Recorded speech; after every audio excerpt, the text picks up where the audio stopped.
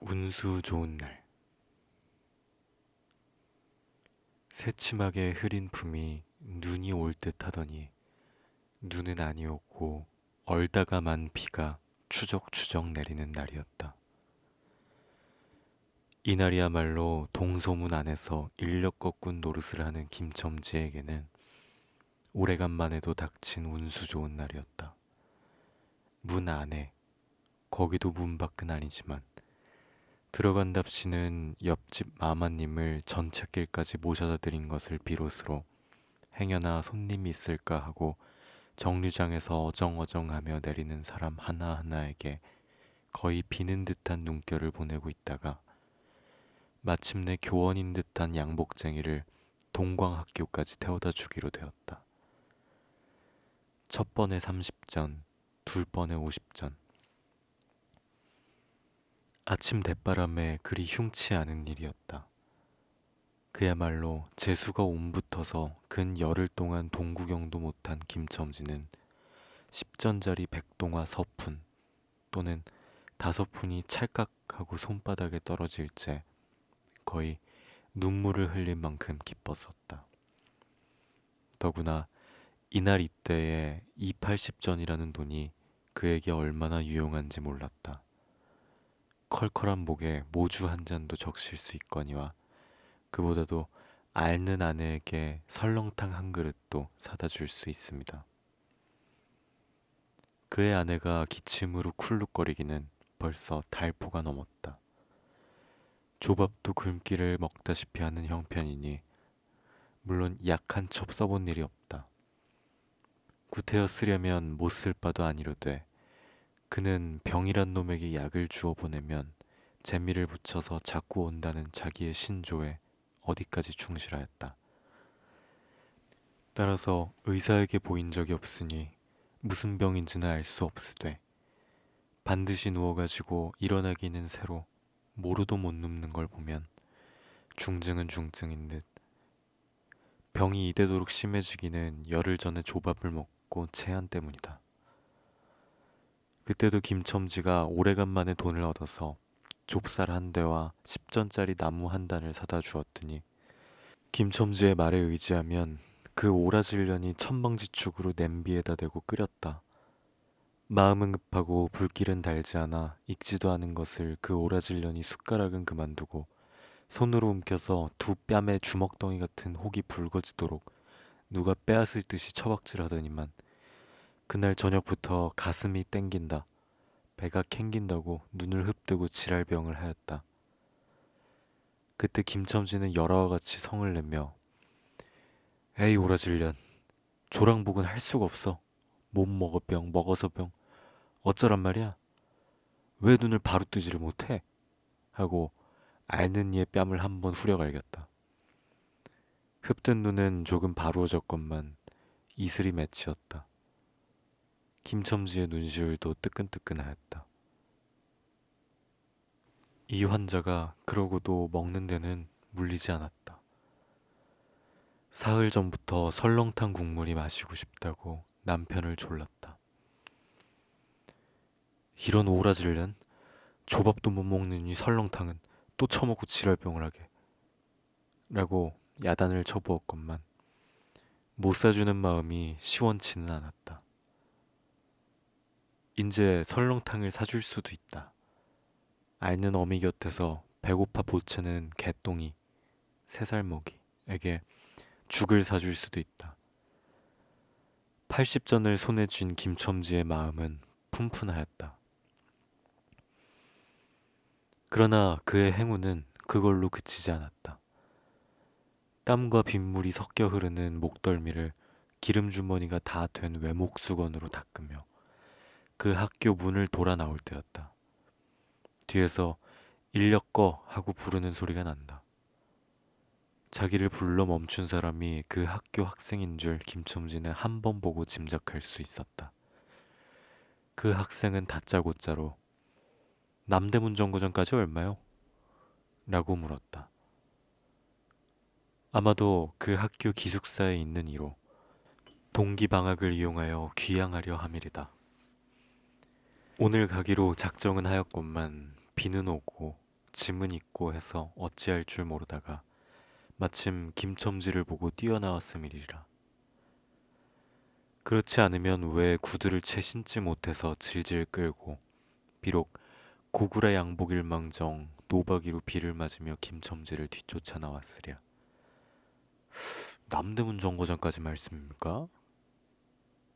하고 김첨지는 잠깐 주저하였다. 그는 이 우중에 우장도 없이 그 먼 곳을 철벅거리고 가기가 싫었음일까? 처음 것, 둘째 것으로 고만 만족하였음일까? 아니다. 결코 아니다. 이상하게도 꼬리를 맞물고 덤비는 이 행운 앞에 조금 겁이 났습니다. 그리고 집을 나올 때 아내의 부탁이 마음에 캥기었다. 앞집 마마님한테서 부르러 왔을 때 병이는 뼈만 남은 얼굴에 유일의 샘물 같은 유달리 크고 움푹한 눈에 애걸하는 빛을 띄우며 오늘은 나가지 말아요. 제발 덕분에 집에 붙어 있어요. 내가 이렇게 아픈데.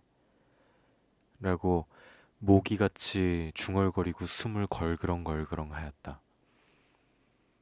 그때 김첨지는 대수롭지 않은 듯이 아따 젠장 맞을련 별 빌어먹을 소리를 다 하네. 맞불 들고 앉았으면 누가 먹여 살릴 줄 알아? 하고 훌쩍 뛰어나오려니까 환자는 붙잡을 듯이 팔을 내저으며 나가지 말라도 그래. 그러면 일찍이 들어와요. 하고 목매인 소리가 뒤를 따랐다. 정거장까지 가잔 말을 들은 순간에 경련적으로 떠는 손, 유달리 큼직한 눈을 듯한 아내의 얼굴이 김첨지의 눈앞에 어른어른하였다. 그래, 남대문 정거장까지 얼마란 말이오? 하고 학생은 초조한 듯이 인력 거꾸는 얼굴을 바라보며 혼잣말같이 인천차가 11점에 있고 그 다음에는 새로 2점이든가 하고 중얼거린다. 이런 50점만 줍쇼. 이 말이 저도 모를 사이에 불쑥 김첨지의 입에서 떨어졌다. 제 입으로 부르고도 스스로 그 엄청난 돈 액수에 놀랐다. 한꺼번에 이런 금액을 불러본 지가 그 얼마만인가. 그러자 그 돈 벌 용기가 병자에 대한 염려를 사르고 말았다. 설마 오늘 내로 어떠랴 싶었다. 무슨 일이 있더라도 제일 제2의 행운을 곱친 것보다도 오히려 갑절이 많은 이 행운을 놓칠 수 없다 했다. 이런 50전은 좀 가한데. 이런 말을 하며 학생은 고개를 기웃하였다. 아니올시다. 이 수로 치면 여기서 거기가 10월이가 넘는답니다. 또 이런 진날은 좀 더 주셔야지요. 하고 빙글빙글 웃는 차부의 얼굴에는 숨길 수 없는 기쁨이 넘쳐 흘렀다. 그러면 달라는 대로 줄 터이니 빨리 가요. 관대한 어린 손님은 이런 말을 남기고 총총히 옷도 입고 짐도 챙기러 갈 대로 갔다. 그 학생을 태우고 나선 김첨지의 다리는 이상하게 거뿐하였다. 다름질을 한다느니 보다 거의 나는 듯하였다. 바퀴도 어찌 속히 도는지 구른다느니 보다 마치 얼음을 스쳐 지나가는 스케이트 모양으로 미끄러져 가는 듯하였다. 언 땅에 비가 내려 미끄럽기도 하였지만 이윽고 끄는 이의 다리는 무거워졌다. 자기 집 가까이 다다른 까닭이다. 새삼스러운 염려가 그의 가슴을 눌렀다. 오늘은 나가지 말아요. 내가 이렇게 아픈데. 이런 말이 잉잉 그의 귀에 울렸다. 그리고 병자의 움쑥 들어간 눈이 원망하는 듯이 자기를 노리는 듯하였다. 그러자 엉엉하고 우는 개똥이의 곡성을 들은 듯 싶다. 딸꾹딸꾹하고 숨 모으는 소리도 나는 듯 싶다. 왜 이리요? 기차 놓치겠구먼. 하고 탄 이의 초조한 부르짖음이 간신히 그 귀에 들렀다. 언뜻 깨달으니 김첨지는 인력거를 쥔 채 길 한복판에 엉거주춤 멈춰 있지 않는가. 예, 예. 하고 김첨지는 또다시 다름질을 하였다. 집이 차차 멀어갈수록 김첨지의 걸음에는 다시금 신이 나기 시작하였다. 다리를 제게 놀려야만 쉴 새 없이 자기의 머리에 떠오르는 모든 근심과 걱정을 잊을 듯이. 정거장에 끌어다 주고 그 깜짝 놀란 1원 50전을 정말 제 손에 쥐매 제 말 맞다나 심리나 되는 길을 비를 맞아가며 질퍽거리고 온 생각은 아니하고 거저나 얻은 듯이 고마웠다. 졸분하된 듯 기뻤다. 제 자식벌밖에 안 되는 어린 손님에게 몇 번 허리를 굽히며 안녕히 다녀옵시오 라고 깍듯이 재우쳤다. 그러나 빈 인력거를 털털거리며 이 우중에 돌아갈 일이 꿈밖이었다. 노동으로 하여 흐른 땀이 식어지자 굶주린 창자에서 물 흐르는 옷에서 어슬어슬 한기가 솟아나기 비롯하며 1원 50전이란 돈이 얼마나 괜찮고 괴로운 것인 줄 절절히 느꼈다. 정거장을 떠나는 그의 발길은 힘 하나 없었다. 온몸이 옹성거려지며 당장 그 자리에 엎어져 못 일어날 것 같았다. 젠장 맞을 것. 이 비를 맞으며 빈 인력거를 털털거리고 도라를 간담. 이런 빌어먹을 제 할미를 우틀비가 왜 남의 상판을 딱딱 때려?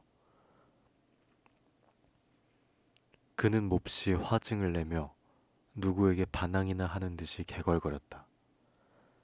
그럴 즈음에 그의 머리엔 또 새로운 광명이 비쳤냐니 그것은 이러고 갈 게 아니라 이 근처를 빙빙 돌며 차 오기를 기다리면 또 손님을 태우게 될는지도 몰라 란 생각이었다.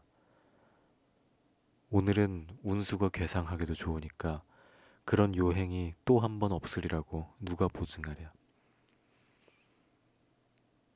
꼬리를 굴리는 행운이 꼭 자기를 기다리고 있다고 내기를 해도 좋을 만한 믿음을 얻게 되었다. 그렇다고 정거장 인력거꾼의 등살이 무서우니 정거장 앞에 섰을 수는 없었다. 그래, 그는 이전에도 여러 번 해본 일이라. 바로 정거장 앞 전차 정류장에서 조금 떨어지게 사람 다니는 길과 전철길 틈에 인력거를 세워놓고 자기는 그 근처를 빙빙 돌며 형세를 관망하기로 하였다.